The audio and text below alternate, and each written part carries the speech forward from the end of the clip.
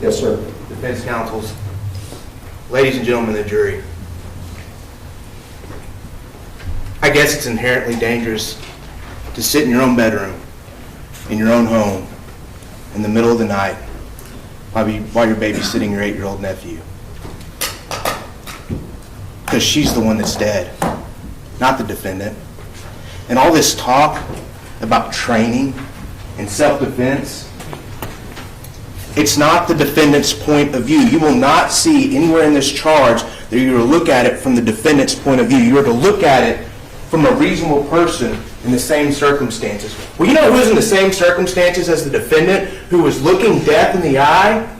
That was Atatiana. Did she fire? No. He did. And we're going to talk about it here in a minute. You're going to see that he didn't even see a gun.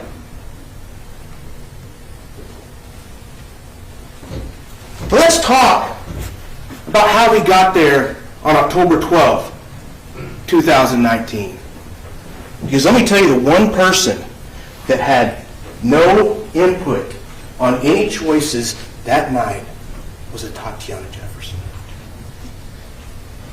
Not one choice as things unfolded. Because on October 12th, 2019, when the defendant was called to her house, he was the one making choices. When he approached that front door, he could have knocked and Atatiana would still be alive. When he approached that front door, he could have said, "Fort Worth Police," and Atatiana would still be alive. The general orders are here for a reason. They're here to guide these officers so they get home safely and the citizens of Tarrant County of Fort Worth are protected and served. Atatiana Jefferson was not protected or served on October 12th, 2019. The defendant's own words. They want to argue about Dr. Priest, or Mr. Priest, or Dr. Coons. Dr. Coons couldn't answer a question. If I would have asked him if the sky was blue, he would have said, maybe, perhaps, there are other factors. The man couldn't answer one straight question. What does that say about his credibility? The defense's witness wouldn't even answer one question after he saw the defendant time and time again sitting in that seat, look at you on oath and say, "That was some bad police work. That was some bad police work." Dr. Coons watched him admit bad police work over and over again, then stood up here and told you he did everything great. The defendant knew he didn't do everything the right way. And when you look at the general orders for silent alarms, because that's what you can look at, it's in the exhibits. It says, if you see signs of damaged entry, you shall call for backup. What did the defendant tell you on Monday? I thought the window had been, the screen door, there was damage. Someone had broken in. There was a screwdriver right next to the door. That's signs of forced entry. Signs of forced entry. His general orders say it. Signs of forced entry, you shall call for backup. But he ignored that. Because, you see, you know who the defendant really is as he testified. You know. I mean, he cracked a joke. I guess I just should have stayed home that night. Someone lost their life. He's supposed to be testifying in his own defense, and he's cracking jokes from the witness stand. I guess I should have just stayed home that night. Well, Atatiana was home, and she's no longer here because of what he did. The choices he made, the choices that she had no input into.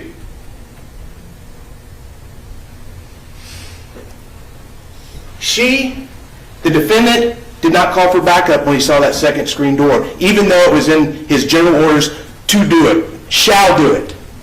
So he kept going, because that's who he is. Gung-ho, hard charger.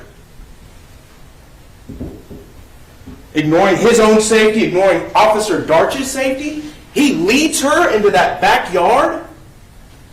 And I guess Dr. Coons says if you don't want the police in your backyard, you better lock your gate. All of Fort Worth better go lock your gates right now, or I guess the police can just go in your backyard whenever they want to. Or was that as ridiculous to y'all as it was to me? We have a reasonable expectation of privacy in our homes, just like Ashley talked about. Just like you know, home is where you feel safest. Home is where you know you can protect your family. Home is where you know you can care for your nephew while your mother's in the hospital. But the defendant didn't care about any of that. He was going to get in that backyard. Regardless of that front entryway being completely open, anyone that was in that house could have taken off running. Anyone in that house could have come back around and shot him in the back. He wouldn't have known it because he didn't care. He didn't care about the general orders. He doesn't care about who's in that house. He's a hard charger. He is gung-ho. He was going to get in that backyard. And Atatiana's sitting there playing video games, watching Zion, knowing that this defendant is making life-ending decisions, and she can't do anything about it because she has no idea. So now they get to the gate, and he opens the gate, and they get inside, and they get to that back window. He'd been shining his flashlights all over the cars, shining his flashlight in the back window. Now, again, it's a reasonable person, but I want each of you to think, what would you do in the middle of the night if you heard a noise in your backyard? And your children, your grandchildren, nieces or nephews, whoever it may be, are there with you.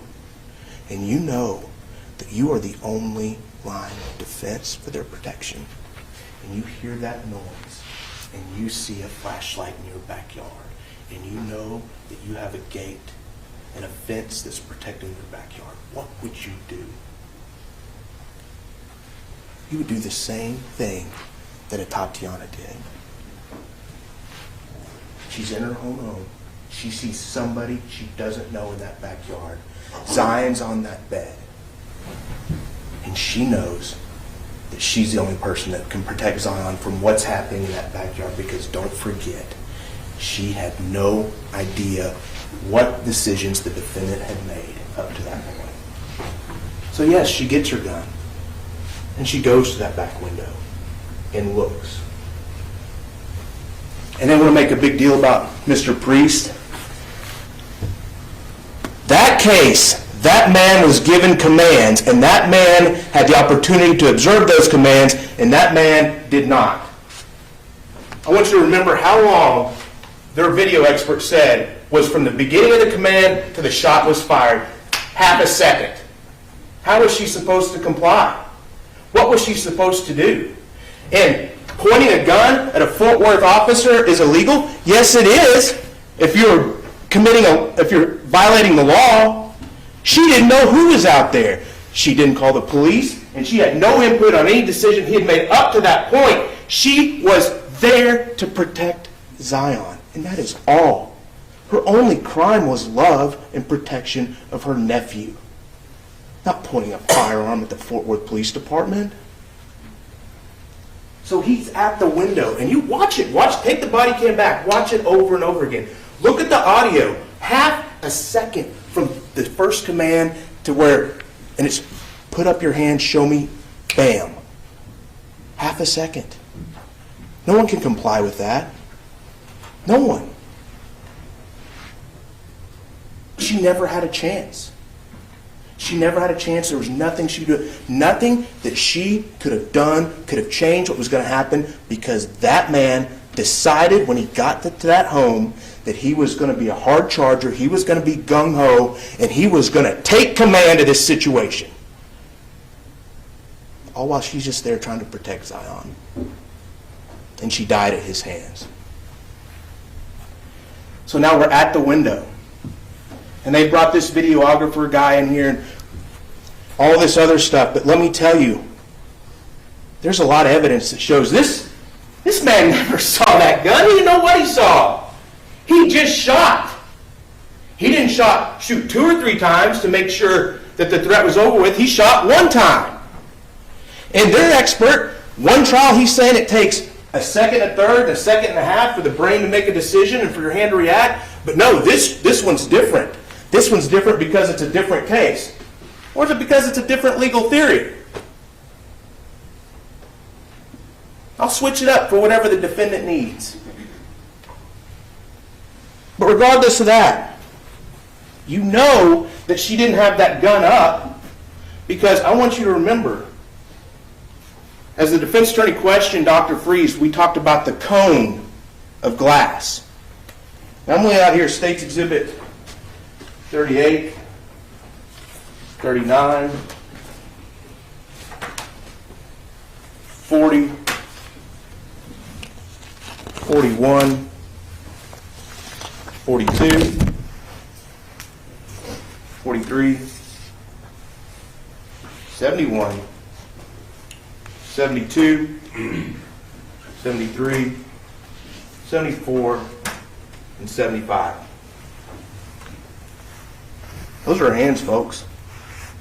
When the defense attorney gave his argument just a minute ago, he held his hands up like this. If her hands were in front of her face, they would have been hit with glass. They would have been hit with glass, and you would have saw the same injuries on her hands and forearms as you would have saw on her face. They're not there. You know why? Because the gun was down. Because she didn't know what she was looking at. The defendant testified she was bent over almost perpendicular to the ground. And then the videographer said she's up straight. Well, she couldn't have been up straight if the bullet enters here, like the defense attorney just said, and is found down lower just past her right kidney in the back. She was bent over. And Zion testified the gun was in her right hand. Use your common sense. You didn't lose it whenever you walked to those metal detectors. How must she have been standing? She's standing like this. If she would have had the gun up like this, she would have had glass. If she had the gun in her hand, it was down. He didn't know what he saw. And where's the green laser you were promised last week in opening statements from defense attorneys? I want you to remember, the defense attorney stood up, looked you in the eye, and said, you will hear testimony that that green laser hit his chest. Now, one person from the witness stand, including the defendant, was able to tell you under oath that that green light hit his chest. You know why? Because he didn't see it. So why did they tell you that in opening statement? Ask yourself, why? I think you know.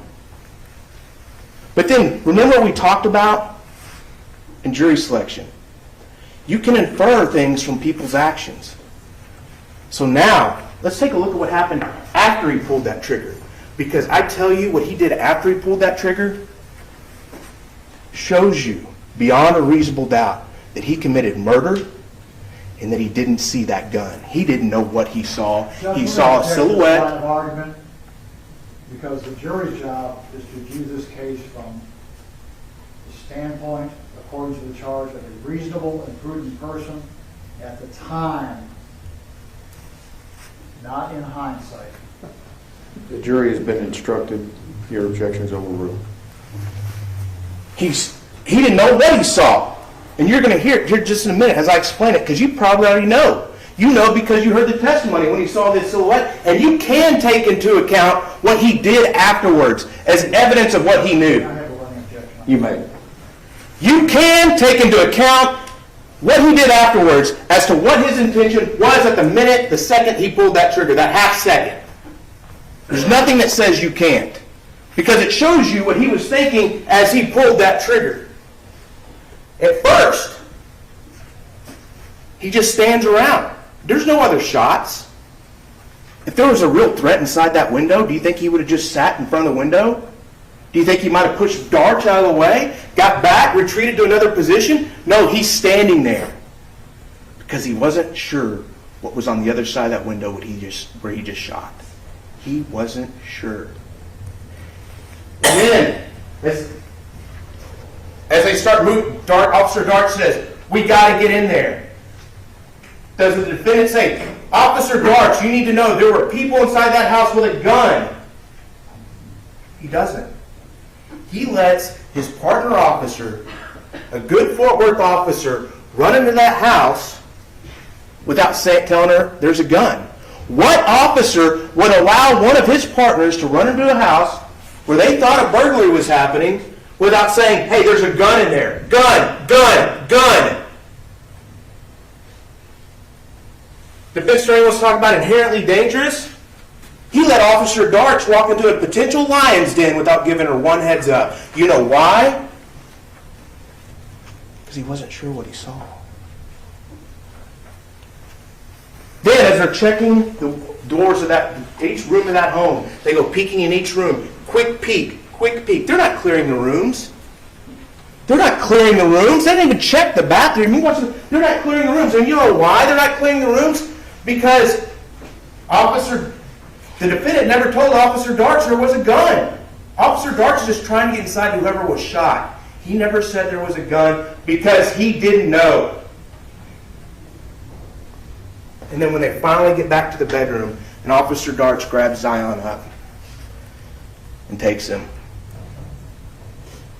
the defendant walks over to Tatiana, taking her last breaths. And as she's dying in front of him, he doesn't lean over and give her aid. He doesn't comfort her in any way.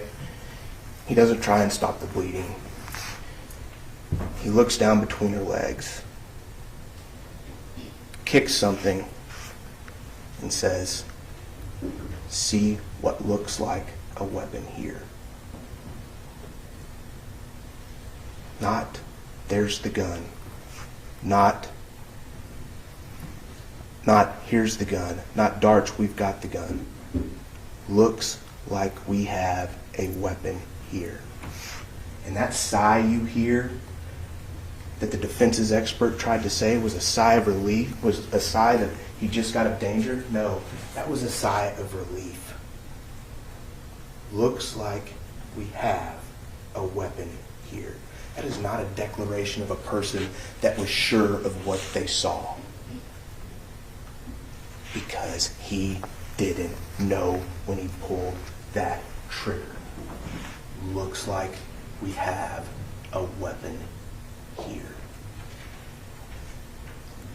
That's how you know that self-defense doesn't apply to this case. That's how you know that we have proven beyond a reasonable doubt that the defendant was not acting in self-defense, because Atatiana was not acting unlawfully. She would have to be acting unlawfully for the defendant to get the benefit of self-defense. And again, what is unlawful? It's about protecting your nephew and protecting your home. Even the defense's own witnesses all agreed what she did was not unreasonable. And again, you'll never see it in the court's charge. You can look through every page. It's not from what the defendant sees. It's from what a reasonable, prudent person sees in the same circumstances. And I tell you right now, no reasonable and prudent Fort Worth officer would have gone hard charging, gung-ho, past those two doors, into that backyard, creating a situation of danger for not only himself, his partner, and anyone in that home. Because he's the one that made the decisions on October 12, 2019. He's the one that ended Atatiana Jefferson's life, and he's the reason that we are here. This is a matter of accountability. Tragedy, an accident, that's spilling your milk at breakfast. This is murder. Someone lost her life. Atatiana is no longer here through no fault of her own. And now you're going to decide if someone's going to be held accountable or not. And you're going to have to look deep inside and look at this evidence. And you know, he never saw that gun. He didn't know what he saw. He was hard charging. He was gung-ho. He finally got some action. And he was going to pull his weapon. And because of that, Atatiana will never breathe again. And because of that, Zion no longer has an aunt. Because of that, two sisters and a brother no longer have a sister. And that's not okay. So go back there and do what you know is right and find the defendant guilty. Mr. Smith, before I excuse the jury, would you remove the exhibits from the record? Yes, Your Honor.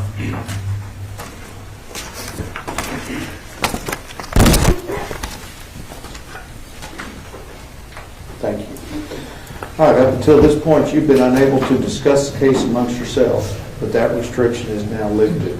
Retire to your jury room, select a presiding juror, let me know if you need anything.